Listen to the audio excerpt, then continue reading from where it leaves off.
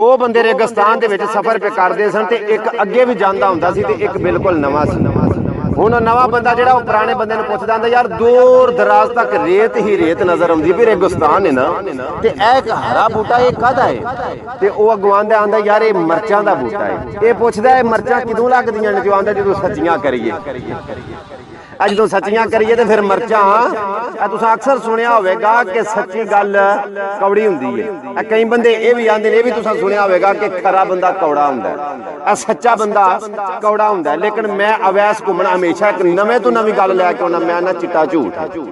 जिधर सारा जमाना भेड़ चाल चलदा ना घुमण दे खिलाफ चलदा शुरू तो लैके बागियां मैं भेड़ चाल चलन दे सारे आंदे ने कि सच्चा बंदा कौड़ा हुंदा है खरा बंदा कौड़ा हुंदा। लेकिन मैं ना झूठ ये गल सुन के तड़प जाओगे जे सच्चा बंदा कौड़ा हुंदा है खरा बंदा कौड़ा हुंदा है जो मैं इंज दियां गल्लां करना ते बंदे टप खलोंदे ने आंदे ने बह जा तू एडे इलम वाला मैं आना गल इलम दी नहीं आजा गल दलील ते कर लैंदे आ। मेरा ते तेरा नबी सल्लल्लाहु अलैहि वसल्लम उन्हां नालों वध के जमाने दा सच्चा कोई नहीं उन्हां नालों वध के जमाने दा खरा कोई नहीं ते उन्हां नालों वध के जमाने दा मिठा कोई नहीं। जिदे इखलाक दियां कसमां मेरा रब उठांदा आंदा सोहणिया तेरा इखलाक जमाने च बुलंद कीता है। हां मिठियां बोलियां वाला मेरा महबूब आ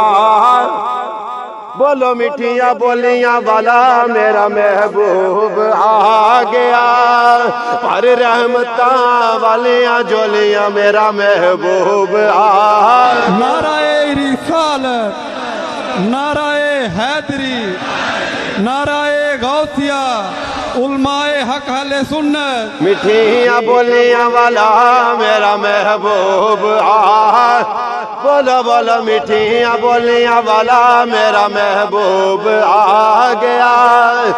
पर रहमतां वालियां झोलियां मेरा महबूब आ। यो सच्चियां गल्लां करिए ना ते हजरत दी सके भरा भी सके नहीं रहिंदे सिरदियां वालां नूं पैंदे ने लोकी मारन नूं पैंदे ने। पंजाबी दी मिसाल है कि सच आखां ते भजन खाखां डरदे सच ना आखां। आओ तुहानूं एक गल सच्ची सुणांदा जावां हुण गल्लां सच्चियां शुरू होईयां ने ते सुन लवो लग्या असन जिन्हां लोकां जो टॉपिक सी साडा कि जिन्हां लोकां नूं आदत पई हुंदी ना मुफ्त खाण दी ठग्गां नूं किसे दे पल्लियों खाण दी आदत पई हुंदी उन्हां नूं पल्लियों खाना मौत हुंदी उन्हां वास्ते ये मंगण वालियां दी कदी पूरी नहीं पैंदी। कुछ बंदियां दी आदत हुंदी है मंग के खाना किसे दे पल्लियों खाना कोई मंगण वाली बीबी सी ते हसी बाबा मुंह मत्थे लगदी किसे जने दा आ गया ओदे उत्ते दिल ते आखण लगा गल सुन तू बाबा सोहनी सुनखड़ी है ते छाड़ा केड़े आरे लगी है ते मेरे निकाह दे विच आ गया आइया मेरे नाल ब्याह कर ला मालो दौलत मेरे को बेबा है सारी जिंदगी ऐश पई करेंगी ते बीबी अगों आखण लगी गल सुन जना तू वावा है पर मैं तेरे वाली नहीं सियाणी सी ना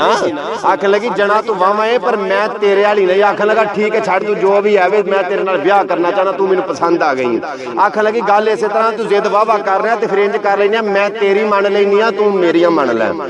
ऐद मुआदा हो गया ना। आखन लगा ठीक है तू मेरे नाल ब्याह कर रहा जेड़ी तू आखेंगी तेरी शर्त भी मैं मान लांगा। आखन लगी गल ये वे कि ब्याह मैं तेरे नाल कर लेनी आ ते 3 दिन शादी तो बाद तू मंग के बस लिया मेरा मंगन छुड़ाना ना पे तेन मैं चंगी नहीं लगदी मंगदी। उन्हें आखा चलो ठीक है शादी तो कर हाँ जो उन्होंने शादी हो गई ना तो कुछ दिन बाद बीबी आखन लगी भी आ फड़ हुण मंगण वाला कासा ते जा 3 दिन मंग के लिया जेड़ी तेरी मेरी शर्त तय हुई थी। बंदे ने हुण कासा फड़िया ते तुर गया मंगण वास्ते जो मंगण गया एक दिन भी गया मंग के लिया के बीबी नूं दिता दूजे दिन फिर गया मंग के लिया के बीबी नूं दिता तीजे दिन फिर गया मंग के लिया के बीबी नूं दिता चौथे दिन फिर कासा फड़िया ते बीबी बोल पिया आखन लगे ओहो किधर ते बंदा आखन लगा मंगन बीबी आखन लगी ना भाई तेरे नाल 3 दिनों की गल हुई थी वो आखन लगा बीबी रहना ही रह जाने जा तेरी मर्जी है हुण ये आदत नहीं छड़ जिन्हां लोकां नूं आदत पै जांदी है ना मंग के खाना किसे दे पल्लियों खाना गल्लां सच्चियां बड़ियां कौड़ियां हुंदियां ने ते आदतां किवें बदल सकदियां ने। हज़रात जी तुहानूं गल सुणावां अगले दिन शादी एक दे उत्ते गए ते शादी दे जेहड़े टेबल ते असीं बैठे नाल दे टेबल ते ना एक जना बह गया ते चौर साहब इंज उहने मुछां रखियां हुण गल दे विच उहने मोटी जी चेन पाई होवे ते ए इंज करके ना उहने गलमे दे बटन खोले होण ते लत्त चाड़ के ना ते कुर्सी दे उत्ते बैठा हो ते अपने आल दुआले वाले नूं चंगारे लाया हो अपने आल दुआले नूं रौला पा बड़ी गल बोली पैसना सानू ते इंज वालियां हरकतां ही जेब नहीं ना देंदियां।